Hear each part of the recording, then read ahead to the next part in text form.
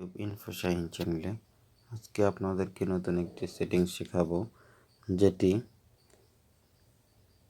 আপনারা দেখতে পাচ্ছেন উপরেই সার্চ বাটন, তারপরে পাওয়ার একটি অপশন, পরে সেটিংস, একবারে কিনারে দেখতে পাচ্ছেন তিনটি ডটে যদি ক্লিক করেন তবে উপরে দেখতে পাচ্ছেন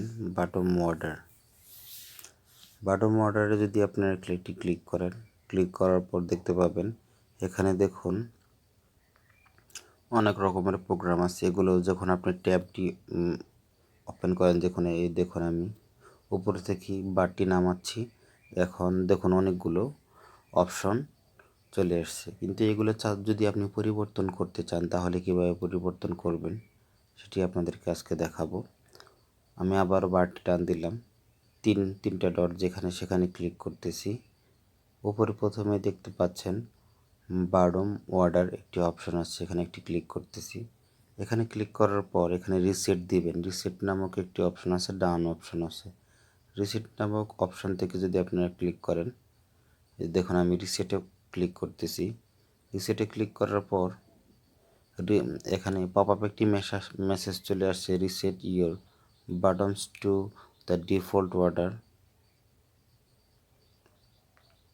এখানে একটু লং প্রেস করবেন।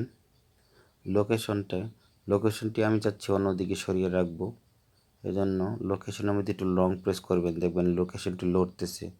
এখন দেখুন ডাটার কাছে চলে আসছে। আপনি যদি পাশের যে স্লাইড শো আছে সেখানে যদি দেখতে চান একবার কিনারে নিয়ে যাবেন।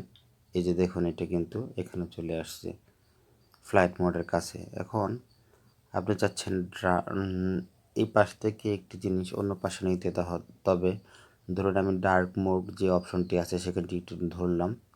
ডার্ক মোড অপশনটিকে আমি একটু লং প্রেস করে এই পাশে নিয়ে আসলাম। এখানে যেখানে সেট করব সেখানে রেখে দিলাম। এখানে দেখতে পাচ্ছেন উপরে যে প্রফিট অপশনটি আছে এটাকে আমি একটু নিচে নামাবো, লং প্রেস করতেছি। লং প্রেস করতে একটু ধরে রাখতে হবে, না হলে কিন্তু হবে না। দেখুন আমার মন মতো আমি যেভাবে রাখতে চাচ্ছি সেভাবে হয়ে গেছে। এখন রিসেট বাটনে ক্লিক করলেই আপনার এই কাজটি সম্পাদন হয়ে যাবে। আমি রিসেট বাটনে ক্লিক করতেছি। এই যে এখন দেখুন reset your button two default order, এখানে ক্যান্সেল আছে, রিসেট আছে। রিসেটে ক্লিক করবেন। এই যে দেখুন এখন কিন্তু আমার প্রোগ্রামগুলো আমি যেভাবে চেঞ্জ রাখার প্রয়োজনীয়তা ছিল সেভাবে কিন্তু হয়ে গেছে। এখন আপনার যদি ডান অপশানে ক্লিক করেন তাহলেই শেষ হয়ে যাবে।